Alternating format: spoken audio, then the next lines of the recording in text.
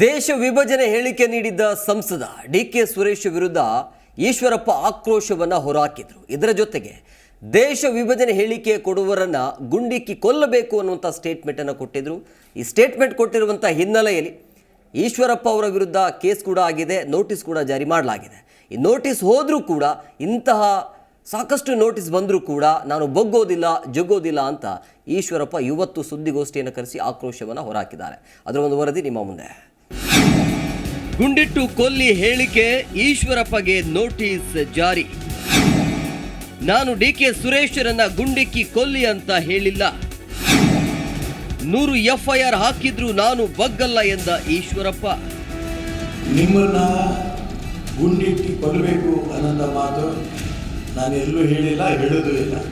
ರಾಷ್ಟ್ರ ವಿಭಜನೆ ಮಾಡಂಥ ಹೇಳಿಕೆ ಕೊಡಂಥ ದೇಶದ್ರೋಹಿಗಳಿಗೆ ಗುಂಡಿಕ್ಕಿ ಕೊಲ್ಲಬೇಕು ಅನ್ನೋಂಥ ಕಾನೂನು ತಗೊಂಬನ್ನಿ ಅಂತ ಪ್ರಾರ್ಥನೆ ಈ ದೇಶದ ಪ್ರಧಾನಮಂತ್ರಿ ನರೇಂದ್ರ ಮೋದಿಯವರಿಗೆ ನಾನು ಮಾಡಿರೋದು ಹೌದು.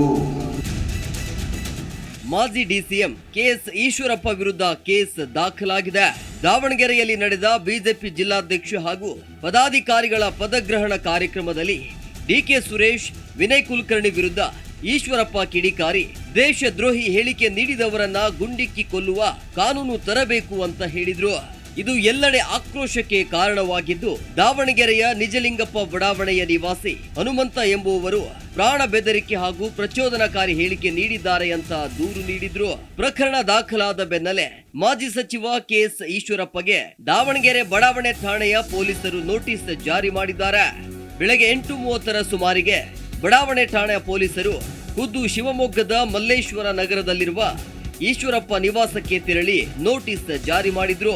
ಘಟನೆ ಬಗ್ಗೆ ಕೆಲವು ಸತ್ಯಾಂಶ ಹಾಗೂ ಸನ್ನಿವೇಶಗಳನ್ನ ಖಚಿತಪಡಿಸಿಕೊಳ್ಳಬೇಕಾಗಿರೋದ್ರಿಂದ ಫೆಬ್ರವರಿ 15 ಬೆಳಗ್ಗೆ 10:30ಕ್ಕೆ ಪೊಲೀಸ್ ಠಾಣೆಗೆ ಹಾಜರಾಗುವಂತೆ ನೋಟಿಸ್ನಲ್ಲಿ ಸೂಚನೆ ನೀಡಲಾಗಿದೆ. ಇನ್ನು ಪೊಲೀಸರ ನೋಟಿಸ್ ಸ್ವೀಕರಿಸಿದ ಬಳಿಕ ಸುದ್ದಿಗೋಷ್ಠಿ ನಡೆಸಿದ ಈಶ್ವರಪ್ಪ ಕಾಂಗ್ರೆಸ್ ಸರ್ಕಾರದ ವಿರುದ್ಧ ಹರಿಹಾಯ್ದಿದ್ದಾರೆ. ನಾನು ಡಿಕೆ ಸುರೇಶರನ್ನ ಗುಂಡಿಕ್ಕಿ ಕೊಲ್ಲಿ ಅಂತ ಹೇಳಿಲ್ಲ. ರಾಷ್ಟ್ರ ವಿರೋಧಿ ಹೇಳಿಕೆ ನೀಡುವವರ ವಿರುದ್ಧ ಕಾನೂನು ತನ್ನಿ ಅಂತ ಹೇಳಿದ್ದೇನೆ. ದೇಶ ವಿಭಜನೆಯ ಹೇಳಿಕೆ ನೀಡಿರುವ ಡಿಕೆ ಸುರೇಶ್, ವಿನಯ್ ಕುಲಕರ್ಣಿ ವಿರುದ್ಧ ಯಾವುದೇ ನೋಟಿಸ್ ಕ್ರಮ ಇಲ್ಲ. ಅದರ ಬದಲಾಗಿ ದೇಶದ ರಕ್ಷಣೆಯ ಮಾತನಾಡುವ ನನ್ನ ವಿರುದ್ಧ ಕೇಸ್ ದಾಖಲಿಸಿ ನೋಟಿಸ್ ಜಾರಿ ಮಾಡಿದ್ದಾರೆ. ಇದನ್ನ ಕಾನೂನಾತ್ಮಕವಾಗಿ ಎದುರಿಸುತ್ತೇನೆ. ಇಂತಹ 100 ನೋಟಿಸ್ ಬಂದರೂ ನಾನು ಹೆದರೋದಿಲ್ಲ ಅಂತ ಸವಾಲು ಹಾಕಿದ್ರು. ನಿಮ್ಮನ್ನ ಗುಂಡಿಟ್ಟು ಕೊಲ್ಲಬೇಕು ಅನ್ನೋಂಥ ಮಾತು ನಾನು ಎಲ್ಲೂ ಹೇಳಿಲ್ಲ, ಹೇಳೋದು ಇಲ್ಲ.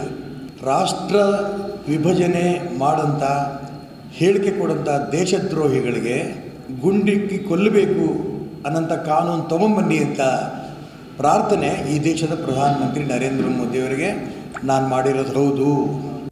ಇನ್ನು ಮಾಜಿ CM BS ಯಡಿಯೂರಪ್ಪ ಈಶ್ವರಪ್ಪ ಪರ ಬ್ಯಾಟಿಂಗ್ ಬೀಸಿದ್ರು. ಈಶ್ವರಪ್ಪ ಹೇಳಿಕೆಗೆ ಅಪಾರ್ಥ ಕಲ್ಪಿಸುವ ಕೆಲಸ ಕಾಂಗ್ರೆಸ್ನವರು ಮಾಡ್ತಿದ್ದಾರೆ. ಅವರ ಹೇಳಿಕೆಯನ್ನ ತಿರುಚುವ ಕೆಲಸ ಮಾಡಿದ್ದಾರೆ.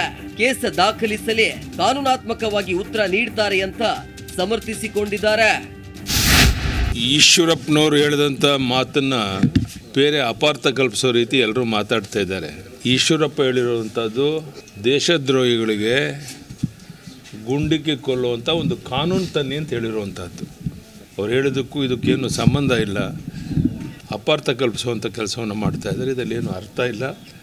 ಒಟ್ಟಾರೆ ಲೋಕಸಭಾ ಚುನಾವಣೆಗೆ ಸಿದ್ಧತೆ ನಡೆದಿರೋದ್ರ ಬೆನ್ನಲ್ಲೇ ಕೈಕಮಲ ಪಕ್ಷದ ನಾಯಕರ ಹೇಳಿಕೆಗಳು ವಿವಾದಕ್ಕೆ ಎಡೆ ಮಾಡಿಕೊಡುತ್ತಿದ್ದು, ಇದು ಯಾವ ತಿರುವು ಪಡೆಯುತ್ತೆ ಅನ್ನೋದನ್ನ ಕಾದು ನೋಡಬೇಕಿದೆ. Jesudas, Zee Kannada news, Shivamogga. Zee Kannada news ಈಗ ನಿಮ್ಮ ಮನೆಯಲ್ಲೇ ನೋಡಿ. ಎಲ್ಲ ಕೇಬಲ್ಗಳಲ್ಲಿ ಈಗ ಲಭ್ಯ. Sun Direct 292, Jio TV 1334, U digital 162, city cable 51, GTPL 17, Abhishek cables 821, Rockline telecommunication 51, Shri Basaveshwara number 60, Vinayaka digital number 53, in digital number 896ರಲ್ಲಿ. ನಿಮ್ಮಿಸ್ತದ ಜಿ ಕನ್ನಡ ನ್ಯೂಸ್ ನೋಡಿ ಆನಂದಿಸಿ.